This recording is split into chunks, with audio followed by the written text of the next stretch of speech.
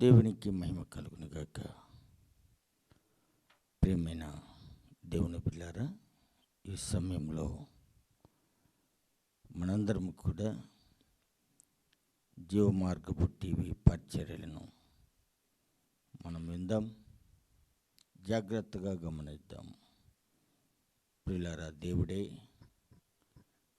ఈ మాటలు మనకు అందిస్తూ ఉంటాడు. గమనించండి పిల్లారా, ప్రతి విషయంలో కూడా దేవుడు మనల్ని ఉద్దేశించి మాట్లాడుతూ ఉంటాడు. మనము కూడా ఆ ఉద్దేశాన్ని ఎరిగి ముందుకు నడుచుకుంటూ పోవాలి. కాబట్టి చిన్న ప్రార్థన చేసుకుని ముందుకు మనము ధ్యానంలోనికి వెళ్దాం. సకల ఆశీర్వాదాలకు కారణభూతుడా మా పరలోకపు తండ్రి, నీకు స్తోత్రాలు నాయన, స్తోత్రాలు. ఇదిగో నాయన, ఈ టీవీ పరిచర్యలను మీరు జ్ఞాపకం చేసుకోండి. వినిచిన వారికి నాయన, చూస్తున్నటువంటి వారికి అద్భుతమైన ఆశ్చర్యమైన కార్యములు జరిగించండి నాయన.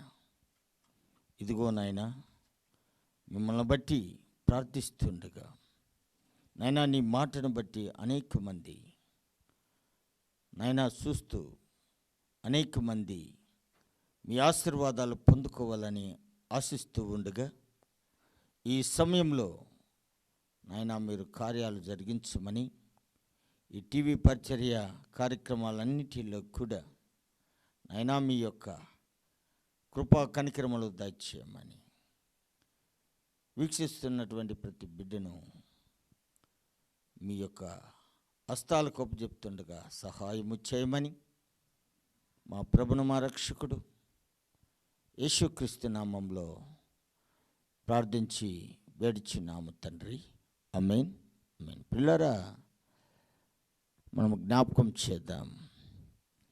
ప్రభు మనల్ని ఉద్దేశించి మాట్లాడుతూ ఉంటాడు. ఎందుకు ఆయన ఉద్దేశించి మాట్లాడతాడు అంటే, ప్రతి వారిని ఉద్ధరించాలని, ప్రతి వారి జీవితంలో ఒక గొప్ప అద్భుతం చేయాలని ఆ దేవాది దేవుడు ఉద్దేశం కలిగి ఉంటాడు. అందుకే ఆయన మానవుని పట్ల మేలులు చేసి మర్చిపోతూ ఉంటాడు. అయితే మానవులు దేవుని మేలులు పొందుకొని మర్చిపోతూ ఉంటారు. ఇది మానవుని నైజం. దేవుని నైజము మేలు చేయటమే, మానవుని నైజం మర్చిపోవటమే. ఈ రోజున దేవుడు మన కుటుంబాలలో ఎన్నో మేలులు చేస్తూనే ఉంటాడు.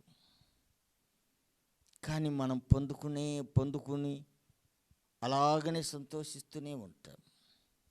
అయితే దేవుడు నాకు చేసినాడని అలాంటి మేలు మనలో కనబడదండి. అందుకని దేవాది దేవుడు యేసుక్రీస్తు మన కోసము పరలోక అనుభవాన్ని, పరలోకపు ఆ స్థితిని విడిచి మానవుని సావాసానికి ఏతించాడండి. అందుకని దేవాది దేవుడు ఒక మంచి మాటను మాట్లాడుతూ ఇలాగ మాట్లాడతాడు. ఇర్మీయా రాసినటువంటి గ్రంథము 2వ అధ్యాయము 13వ వచనంలో దేవుడు తన ప్రజలను బట్టి, తన జనులను బట్టి ఆయన ఈ మాటలు మాట్లాడతాడు. ఆ మాటలను మనము అన్వయించుకోవాలి. మనకే అని గుర్తెరగాలి. అక్కడ వ్రాయబడినటువంటి మాట ఏంటి అంటే, పిల్లరా, నా జనులు 2 నేరములు చేసి ఉన్నారు. నా జనులు 2 నేరములు చేసి ఉన్నారు. జీవజలముల ఊటైన నన్ను విడిచి ఉన్నారు. మొదటిది జీవజలముల ఊట అయినా దేవుణ్ణి మానవుడు విడిచి ఉన్నాడట.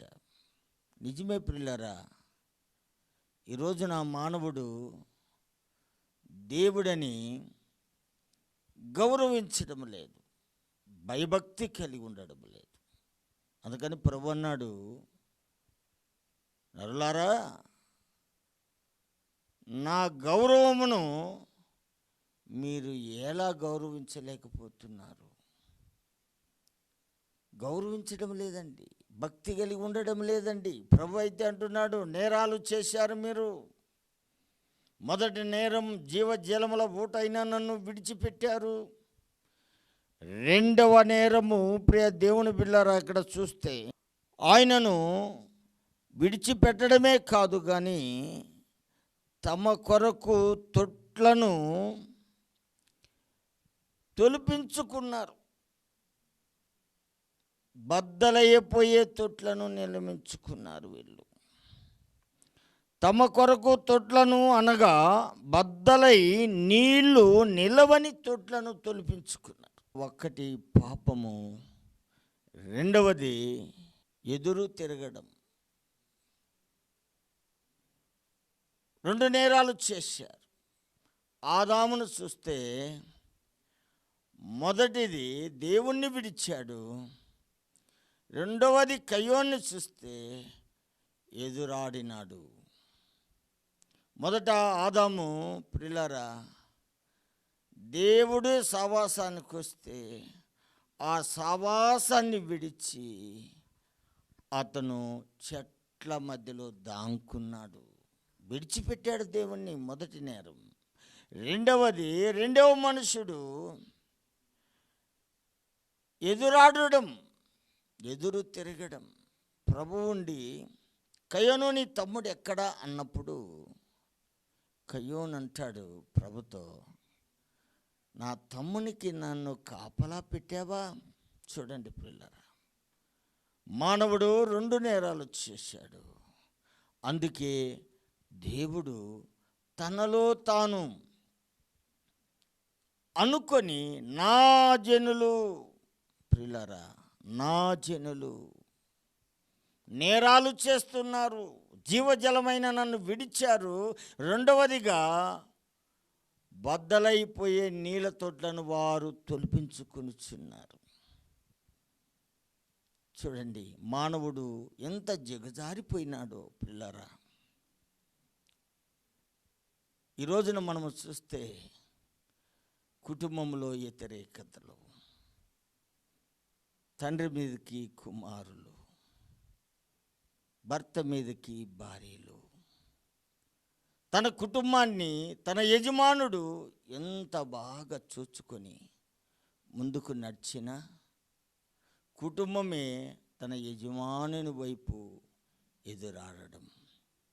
అలాగనే దేవుని మీద కూడా మనుషులు ఎదురాడడం.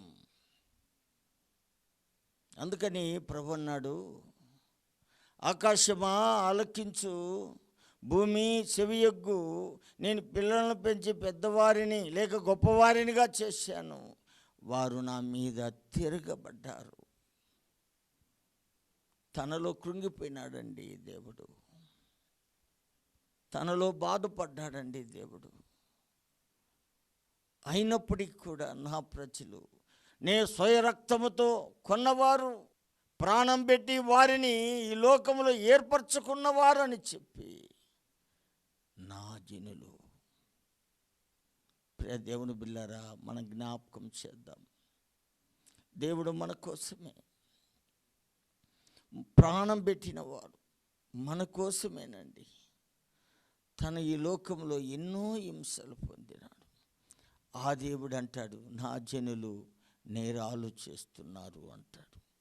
రెండవదిగా మనం చూస్తే ప్రియులారా, మొదటిది విడిచారు, రెండవదికి మరిచారు. బైబిల్ గ్రంథంలో ఇర్మియా రాసిన గ్రంథము 2వ అధ్యాయం 32వ వచనంలో మనం చూస్తే, కన్యక తన ఆభరణమును మర్చున, పెళ్లి కుమార్తె వడ్డాణమును మర్చున. పిల్లరా విందాం. కన్నిక అంటే సంఘము అని కూడా చెప్పుకోవచ్చు. ఆభరణము అంటే ఆజ్ఞ అని కూడా చెప్పుకోవచ్చు. అలాగనే పెళ్లి కుమార్తె అంటే వధువు సిద్ధపడిన సంఘం అని చెప్పుకోవచ్చు. అలాగనే వడ్డాణము అంటే సత్యము అని చెప్పుకోవచ్చు. కన్నిక ఆభరణమును మర్చున. అలాగే పెళ్లి కుమార్తె తన వడ్డాణమును మర్చున. బైబిల్ గ్రంథంలో ప్రభు మాట్లాడే మాట ప్రియులారా, నా ప్రజలు లెక్కలేనని దినములు నన్ను మర్చి ఉన్నారు. మానవుని నైజం ఎంత రూఢిగా ఉందో చూడండి ప్రియులారా. మొదటిది, తన ప్రజలే ఆయన్ను విడిచారు. రెండవది, ఆయన ప్రజలే ఆయన్ను మర్చారు. ఈ రోజున ప్రియుల దేవుని బిడ్డ, లోకాన్ని బట్టి, లోకములో ఉన్నటువంటి ఆ యొక్క కోరికను బట్టి, లోకములో ఉన్నటువంటి సంతోషమును బట్టి, లోకములో ఉన్న ఆనందమును బట్టి, లోకములో ఉన్నటువంటి సుఖభోగాలను బట్టి మానవుడు దేవుణ్ణి విడిచాడండి, దేవుణ్ణి మర్చాడండి. ప్రియులారా, ఈ రోజున మానవుల్లో చూస్తే దైవత్వము కనబడదండి. దేవుని పిల్లల కుటుంబాలలో కూడా దైవత్వము కనిపించడం లేదు. దేవుని యొక్క ప్రజలుగా ఉంటున్నారు కానీ దేవునికి ఇష్టపూర్వకంగా లేరు. కానీ ప్రభు చాలా చోట్ల అంటాడు, జయించినటువంటి వాడు నాకు ప్రజలై ఉందురు, వారికి నేను దేవుడునై ఉందును అని ప్రభు చెప్పినా, ఆయన నా ప్రజలని ఆయన చెప్పుకున్నా, ఆయన ప్రజలుగా ఉండి ప్రతిదినము నిన్ను ఆదరించిన, కష్టాలలో, నష్టాలలో, బాధల్లో, ఇరుకుల్లో, ఇబ్బందుల్లో నేను తోడుగా ఉన్నానని నిన్ను నడిపించిన దేవుని బిడ్డ, మర్చిపోవటమే మానవుడు ఎంచుకున్న పద్ధతి. అందుకే మొదటి మాట, మానవుడు దేవుణ్ణి విడిచాడు.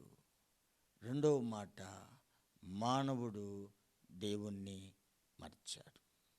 పిల్లరా, మనము జ్ఞాపకం చేద్దాం. బైబిల్ గ్రంథంలో మనము అనేక విధాలుగా మనము చూస్తే, అనేక విధాలుగా మనం జ్ఞాపకం. పిల్లరా, హోషేయ రాసినటువంటి గ్రంథంలోనికి మనం వస్తే 11వ అధ్యాయము 7వ వచనములో మనము చూస్తే, అక్కడ ప్రభును విసర్జించినారట. నన్ను విసర్జించవలనని నా జనులు తీర్మానం చేసుకున్నారు. పిల్లరా, మనం జ్ఞాపకం చేస్తే ఈ రోజున అనేకులండి మేలు జరిగినప్పుడు కాదు కానీ మేలు జరగకపోతే నిజముగా పిల్లరా నా దేవుడు కాదు అని విసర్జించడం, నాకు తోడ్పడలేదని విసర్జించడం. అందుకే ఇక్కడ రాయబడినటువంటి మాట, విసర్జించిరి. ఆ విసర్జించడానికి తీర్మానం చేసుకోండి. ఒకవేళ తీర్మానం ప్రభుని నమ్ముకోవడానికి తీర్మానం చేసుకుంటే పర్లేదండి. ప్రభుని అంగీకరించడానికి తీర్మానం చేసుకుంటే పర్వాలేదు. ప్రియ దేవుని బిడ్డలారా, ఇక్కడ ఆయనను విసర్జించడానికి తీర్మానం ఒక దిక్కు అంటాడు, మహా ఎండకు కాలిన అరణ్యములో స్నేహము చేసిన వాడును నేనే అంటాడు ప్రభు. వారికి మేత దొరకగా బాగా తిని తృప్తి పొంది మదించి మర్చిపోయిరి అంటాడు. మర్చిపోయినటువంటి వాడు దేవుణ్ణి విసర్జించడానికి ఇష్టపడతాడు. దేవుణ్ణి విసర్జించడంలో వారి తీర్మానము గొప్పగా ఎంచుకుంటాడు. ప్రియ సహోదరుడా, ఒకవేళ నీవు దేవుణ్ణి విడిచినావేమో, ఒకవేళ నీవు దేవుణ్ణి మర్చినావేమో, ఒకవేళ దేవుణ్ణి విసర్జిస్తున్నావేమో, ఒక్కసారి జ్ఞాపకమునకు తెచ్చుకో. ఎన్నో మార్లు దేవుడు నిన్ను విసర్జించడానికి ఇష్టపడలేదు. ఎన్నో మార్లు దేవుడు నిన్ను మర్చిపోవడానికి ఇష్టపోలేదు. ఎన్నో మార్లు నిన్ను విడిచిపెట్టడానికి దేవుడు ఇష్టపడలేదు. ఒకవేళ ఆయన ఇష్టపడి ఉంటే ఈ రోజున మానవాళి ఉండేది కాదు, క్రైస్తత్వం ఉండేది కాదు. క్రీస్తుని ఆ కనికరమ లేకపోతే ఈ రోజున మనం ఉండేవాళ్ళం కాదు. ప్రియులారా, చూస్తున్నావు, మంచిదే, నీ హృదయం మారటం లేదు. ఎంత వాక్యాన్ని విన్నా, ఎంత వాక్యాన్ని చదివినా, ఎంత వాక్యము నీ కుటుంబంలో టీవీ ద్వారా, రేడియోల ద్వారా, అనేక మంది భక్తుల ద్వారా తెలియపరిచినా నీ తీర్మానం మాత్రము దేవుణ్ణి విసర్జించడమే. నువ్వు దేవుణ్ణి నమ్ముకోవాలని తీర్మానం చేయటం లేదు. దేవుని కోసం బ్రతకాలని నువ్వు తీర్మానం చేయటం లేదు. ఆదివారం వస్తే నీకు ఆరాధన అవసరం లేదు. ఆదివారం వస్తే దేవుని దగ్గర నీకు సిద్ధపాటు అవసరం లేదు. నీకు కావాల్సింది నీ జీవితమే, నీ సంతోషమే, నీకు కావాల్సింది నీ ఆనందమే. ప్రియ దేవుని బిడ్డ, అందుకు కాదు మనం ఈ లోకంలో ఉండేది. అసలు దేవుడి వచ్చినటువంటి ఉద్దేశం ఏంటో తెలుసా? ఆయన నీ సావాసమునకు ఇష్టపడి లోకానికి వచ్చాడు. నిన్ను బాగు చేయాలని, నీ ఆరోగ్యమును తీసివేయాలని, నీలో ఉన్న దురాత్మ క్రియలు లయపరచాలని, నిన్ను మంచివాడిగా చూడాలని, మానవత్వములో దైవత్వమును కలిగి ఉండాలని ఆయన నీ పట్ల ఇష్టపడ్డాడు. ప్రియ దేవుని బిడ్డ, అయితే ఇక్కడ మాత్రము ప్రభువు చెప్తున్నాడు, నన్ను విసర్జించవలనని నా జనులు తీర్మానము చేసుకుని ఉన్నారు. మహోన్నతుని తట్టు చూడవలనని ప్రవక్తలు పిలిచినను చూచుటకు ఎవడును యత్నము చేయడు. మహోన్నతుని చూడాలని ప్రవక్తలు పిలిచినా, ఆ ప్రవక్తలు చూడమని చెప్పినా ప్రతివాడు కూడా చూడడానికి ప్రయత్నం చేయటం లేదు. అందరూ కూడా ఈపు చూపించి వెళ్ళిపోతున్నారు. పిల్లరా, దేవాది దేవుడు మాత్రము నిన్ను వెంబడిస్తూనే ఉన్నాడు. అందుకు కాబట్టి ప్రియ దేవుని పిల్లరా, ప్రవక్తలు చెప్పిన, లేకపోతే దైవ సేవకులు చెప్పిన, లేకపోతే పరిశుద్ధ గ్రంథము మనకు సెలవిచ్చిన ఎంత మాత్రము కూడా ప్రియులారా, మనం మాత్రము ఆయనను నమ్ముకోవడానికి తీర్మానం చేసుకోవటం లేదు. ఆయన దీర్ఘాయువునిచ్చేవాడు తెలుసా నీకు? నిన్ను బ్రతికించేవాడు ఆయన తెలుసా నీకు? ఆయన బ్రతికించడానికి ఇష్టపడితే నీవు మాత్రం ప్రియ దేవుని బిడ్డ ఎలా చేస్తున్నావు అంటే ఆయన్ని విసర్జిస్తున్నావు. మానుకో, అది మంచి మనసు కాదండి, దేవుని మనసు కాదది, మానుకో. బైబిల్ గ్రంథంలో ప్రభువు నా జనులు అని చెప్తూ ఉన్నాడు. ఎందుకంటే నశించుచున్న దాన్ని వెతికి రక్షించడానికి వచ్చిన ఆ పరమ తండ్రి నా జనులు నన్ను చూడడానికి ప్రయత్నం చేయటం లేదంటాడు. ఒకవేళ ఇన్ని రోజులు మర్చిపోయి ఉంటే, ప్రయత్నం చేయకపోతే, తీర్మానం చేసుకోలేకపోతే ఇప్పుడే అనుకూలమైన సమయం. నీ జీవితాన్ని బాగు చేయడానికి పరలోకం నుండి దిగి వచ్చిన నా యేసయ్య నీ యేసయ్యగా నీవు ఆయన పట్ల తీర్మానం చేసుకో. మారు మనసు పొందు, రక్షణలోకి వచ్చి దేవుని వాక్యములో స్థిరపడు, నీకు మేలు. అందుకే బైబిల్ గ్రంథంలో నీ ఆహారము నీళ్ళ మీద వేయి, ఒకరోజు కనిపిస్తుంది అని చెప్పారు. ఈ రోజున వింటున్నటువంటి ఈ వాక్యము నీవు హృదయంలో చేర్చుకో, ఒకరోజు నిన్ను బ్రతికిస్తుంది. నిజమే, నేను ఎన్నో మార్లు యేసుప్రభుని విడిచిపెట్టాను, నేరాలు చేశాను, ఎన్నో మార్లు మర్చిపోయాను, ఎన్నో మార్లు విసర్జించాను.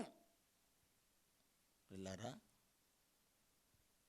ఈ విసర్జించడము మంచిది కాదు అని వాక్యం చెప్తుంది. అయితే 2వ దినవృత్తాంత గ్రంథములోనికి వస్తే 7వ అధ్యాయము 14వ వచనములో, నా పేరు పెట్టబడిన నా జనులు తన్ను తాను తగ్గించుకోవాలి. ప్రభువు చూసారా, నా జనులు నా జనులు నా జనులు నా ప్రజలు అంటూనే మాట్లాడుతూ ఉన్నాడు. పిల్లరా, అందుకని ఇక్కడ కూడా అంటాడు, నా పేరు పెట్టబడిన నా జనులు తమ్ము తాము తగ్గించుకొని ప్రార్థన చేసి నన్ను వెతికిన ఎడల, చెడు మార్గమును విడిచిన ఎడల, ఆకాశముల నుండి నేను వారి ప్రార్థన విని వారి పాపములను క్షమించి వారి దేశములో స్వస్థపరుస్తాను అంటాడు. చూసారా, ఎంత గొప్ప అనుభవం అండి పిల్లారా, ఎంత గొప్ప అనుభవం. నా పేరు పెట్టబడిన జనులు మొదట ఏం చేయాలి అంటే తగ్గించుకోవాలి. తగ్గించుకునే మనసు ఉందా నీకు? నువ్వు భర్త అయితే నీ భార్యని ప్రేమించు, నువ్వు భార్య అయితే నీ భర్తకు లోబడు, తగ్గించుకో, కుటుంబంలో తగ్గించుకో.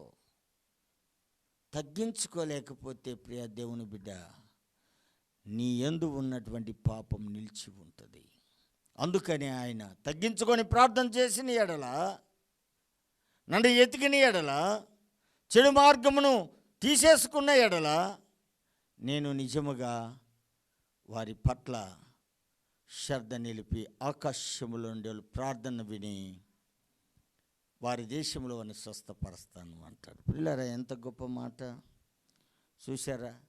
నా జనులు అంటాడు. ఒకవేళ మర్చిపోయినారు, విడిచిపెట్టారు, విసర్జించారు, అయినప్పటికీ కూడా ప్రియ దేవుని బిడ్డలారా, దేవాది దేవుడు ఏం చేస్తున్నాడు అంటే తన ప్రజల పట్ల నా ప్రజలు నా ప్రజలు అని వారి పాపములు క్షమించడానికి నేను నిజమైన దేవుడని చెప్పడానికి రుజువుగా ఆ మాట మాట్లాడతాడు. తను తాను తగ్గించుకుంటే చాలు, వాళ్ళ ప్రార్థనలు విని వారి పాపములను క్షమించి ఆకాశంలో నుండి వారి దేశంలోను వారిని, వారి కుటుంబాలను, వారి పిల్లలను, వారికి కలిగిన రక్త సంబంధాలను అందరినీ కూడా నేను స్వస్థత పరుస్తాను అంటాడు. చూడండి పిల్లరా, చివరిగా ఇంకొక మంచి మాట ఆ జకర్యా గ్రంథము 9వ అధ్యాయం 16వ వచనములో ఇక్కడ కూడా ఒక మంచి మాట అంటాడు. నా జనులు యెహోవా దేశములో కిరీటం మందలి రత్నము వలె ఉన్నారు. ఏంటంట? నా జనులు యెహోవా దేశములో కిరీటం మందలి రత్నము వలె ఉన్నారు. చూడండి, పాపములు క్షమించబడినటువంటి వారిని తన దేశంలో తన కిరీటములో రత్నముగా చూసుకోవడానికి ఆయన ఇష్టపడుతున్నాడు. చూసారా ఎంత గొప్ప దేవుడు. అలాగనే కాపరి మందను రక్షించున్నట్లు వారి దేవుడైన యెహోవా ఆ దినమున వారిని రక్షించును.